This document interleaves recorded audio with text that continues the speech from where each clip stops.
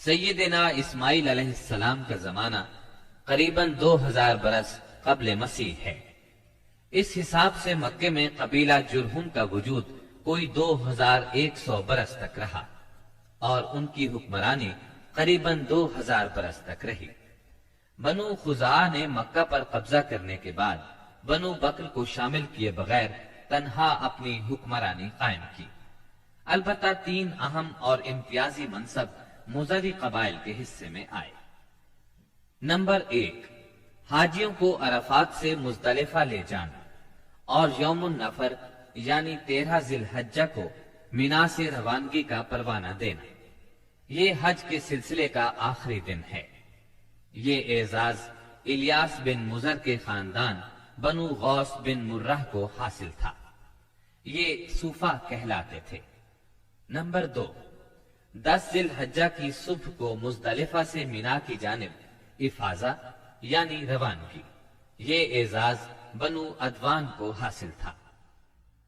Number 3، حرام مہینوں کو آگے پیچھے کرنا۔ یہ اعزاز بنو کنانہ کی ایک شاخ بنو تمیم بن عدی کو حاصل تھا۔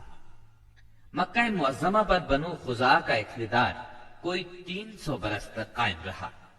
یہی زمانہ تھا جب ادنانی قبائل مکے اور حجاز سے نکل کر نجد، عراق کے اطراف اور بحرین وغیرہ میں پھیلے اور مکے کے اطراف میں قریش کی صرف چند شاخیں باقی رہیں، مگر مکے کی حکومت اور بیت اللہ کی تولیت میں ان کا کوئی حصہ نہ تھا، یہاں تک کہ قصی بن کلاب کا دور آیا۔ قصی نے مکے کا بندوبست اس طرح کیا کہ قریش کو مکے کے اطراف سے بلا کر پورا شہر ان پر تقسیم کر دیا اور ہر خاندان کا ٹھکانہ مقرر کر دیا۔ البتہ مہینے آگے پیچھے کرنے والوں کو نیز آل صفوان، بنو عدوان اور بنو مرہ بن عوف کو ان کے مناصب پر برقرار رکھا، کیونکہ قصی سمجھتا تھا کہ یہ بھی دین ہے، اس میں رد و بدل کرنا درست نہیں۔ قصی کا ایک کارنامہ یہ بھی ہے کہ اس نے حرم کعبہ کے شمال میں دار الندوہ تعمیر کیا۔ اس کا دروازہ مسجد کی طرف تھا۔ دار الندوہ دراصل قریش کی پارلیمنٹ تھی، جہاں تمام بڑے بڑے اور اہم معاملات کے فیصلے ہوتے تھے۔ قریش پر دار الندوہ کے بڑے احسانات ہیں، کیونکہ یہ ان کے اتحاد کا ضامن تھا اور یہیں ان کے الجھے ہوئے مسائل احسن طریقے سے طے ہوتے تھے۔ قصی کو سربراہی اور عظمت کے یہ مرتبے حاصل تھے۔ نمبر 1، دار الندوہ کی صدارت، جہاں بڑے بڑے معاملات کے بارے میں مشورے ہوتے تھے اور جہاں یہ لوگ اپنی بیٹیوں کی شادیاں بھی کرتے تھے۔ نمبر 2، لوا یعنی جنگ کا پرچم قصی ہی کے ہاتھوں باندھا جاتا تھا۔ نمبر 3، حجابت یعنی خانہ کعبہ کی پاسبانی۔ اس کا مطلب یہ ہے کہ خانہ کعبہ کا دروازہ قصی ہی کھولتا تھا۔ خانہ کعبہ کی خدمت اسی کے ذمے تھی، چابی بردار بھی وہی تھا۔ نمبر 4، سقایا یعنی پانی پلانا۔ اس کی صورت کچھ یوں تھی کہ حوض میں حاجیوں کے لیے پانی بھر دیا جاتا تھا، اس میں کچھ کھجور اور کشمش ڈال کر اسے شیریں بنایا جاتا تھا۔ حجاج جب مکے آتے تو اسے پیتے تھے۔ نمبر 5، رفادہ یعنی حاجیوں کی میزبانی۔ حاجیوں کے لیے بطور ضیافت کھانا تیار کیا جاتا تھا۔ اس مقصد کے لیے قصی نے قریش پر ایک خاص رقم مقرر کر رکھی تھی۔ یہ رقم حج کے موسم میں قصی کے پاس جمع ہو جاتی تھی۔ وہ اس رقم سے حاجیوں کے لیے کھانا تیار کراتا تھا۔ جو لوگ تنگ دست ہوتے یا جن کے پاس توشہ نہ ہوتا وہ یہی کھانا کھاتے تھے۔ ان کے علاوہ کچھ اور عہدے بھی تھے جنہیں قریش نے آپس میں تقسیم کر رکھا تھا۔ ان کی تفصیل یہ ہے۔ نمبر 1، ایسار یعنی فال گیری، قسمت کا حال دریافت کرنے کے لیے بتوں کے پاس جو تیر رکھے رہتے تھے ان کی تولیت۔ یہ منصب بنو جمح کو حاصل تھا۔ نمبر 2، مالیات کا نظم یعنی بتوں کا تقرب حاصل کرنے کے لیے جو نذرانے اور قربانیاں پیش کی جاتی تھیں ان کا انتظام کرنا، جھگڑوں اور مقدمات کا فیصلہ کرنا۔ یہ کام بنو سہم کو سونپا گیا۔ نمبر 3، शूरा, ये एजाज बनु असद को हासिल था।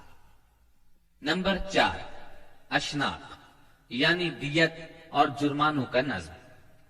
इस मनसब पर बनु तैम फाइज थे। नंबर 5, उकाब यानी कौमी परचम उठाना, ये बनु उमैया का काम था। नंबर 6, कुब्बा यानी फौजी कैंप का इंतजाम और शाह सवारों की क्यादत, ये काम बनु मखजूम के हिस्से में आया था। नंबर 7, सिफारत, ये मनसब बनु अदी का था। हम कहतानी और अदनानी कबाइल के वतन छोड़ने का जिक्र कर चुके हैं। इन कबाइल में सरदारी निजाम राइज था। कबीले खुद अपना सरदार मुकर्रर करते थे। कबाइली सरदारों का दर्जा अपनी कौम में बादशाहों जैसा था। कबीला सुलह और जंग में बहरहाल अपने सरदार के फैसले का पाबंद होता था। सरदार को वही इख्तिदार और इख्तियारात हासिल थे जो किसी बादशाह को हुआ करते हैं। हत्ता के बाद सरदारों का ये हाल था कि अगर कभी वो बिगड़ जाते थे तो हजारों तलवारें बेनियाम हो जाती थीं और वो ये भी नहीं पूछते थे कि सरदार के गुस्से का सबब क्या है। अब रहा सियासी हालात का मसला। जजीरतुल अरब के 3 सरहदी इलाके थे। ये तीनों गैर मुमालिक के पड़ोस में थे। इनकी सियासी हालत सख्त परेशान कुन थी। वहां इंतशार की कैफियत थी। सूरत हाल जवाल पजीर थी। इंसान मालिक था या गुलाम, हाकिम था या महकूम, बस इन्हीं 2 तबकों में बटा हुआ था। तमाम तर फवायद सरबराहों को, खास तौर पर गैर मुल्की सरबराहों को हासिल थे और सारा बोझ गुलामों के सर था। वो तरह तरह के जुल्म सितम बर्दाश्त करते थे। जुबान नहीं खोल सकते थे क्योंकि हुक्मरानी जबरी थी। इंसानी हुकूक नाम की किसी चीज का दूर दूर तक वजूद नहीं था। अरब के आम बाशिंदे इस्माइल अलैहिस्सलाम की दावत व तबलीग के नतीजे में दीन इब्राहिम के पैरोकार थे। इसलिए सिर्फ अल्लाह की इबादत करते थे और तौहीद पर कारबंद थे।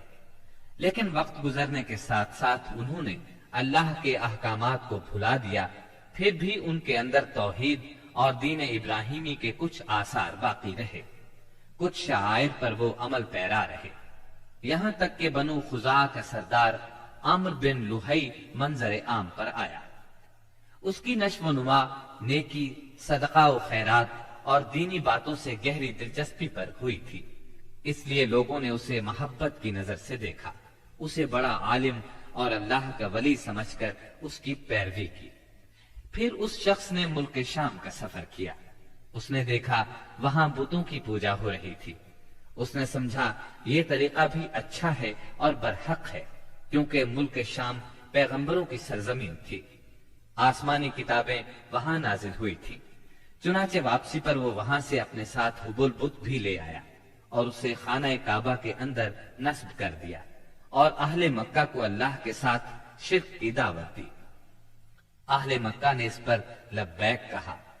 इसके बाद बहुत जल्द हिजाज के बाशिंदे भी शामिल हो गए। वो भी उनके नक्श कदम पर चल पड़े। इस तरह अरब में बुत परस्ती का आगाज हुआ। हुबुल के अलावा अरब के कदीम तरीन बुतों में से एक मनात था। ये बहरे अहमर के साहिल पर कुदैत के करीब मुशल्लल में नस्ब था। उसके बाद ताइफ में लात नामी बुत वजूद में आया। फिर वादी नखला में उज्जा का बुत नस्ब किया गया। ये तीनों अरब के सबसे बड़े बुत थे। इसके बाद हिजाज के हर खित्ते में शिर्क की कसरत और बुतों की भरमार हो गई। कहा जाता है कि एक जिन अम्र बिन लुहै के ताबे था। उसने बताया कि कौम नूह के बुत यानी वद, सुवा, यगूस, यऊक और नस्र जद्दा में दफन हैं। इस इत्तला पर अम्र बिन लुहै जद्दा गया और उन बुतों को खोद निकाला। फिर उनको तिहामा लाया और जब हज का जमाना आया तो उन्हें मुख्तलिफ कबाइल के हवाले किया। ये कबाइल उन बुतों को अपने अपने इलाकों में ले गए। इस तरह हर कबीले में फिर हर घर में एक एक बुत हो गया।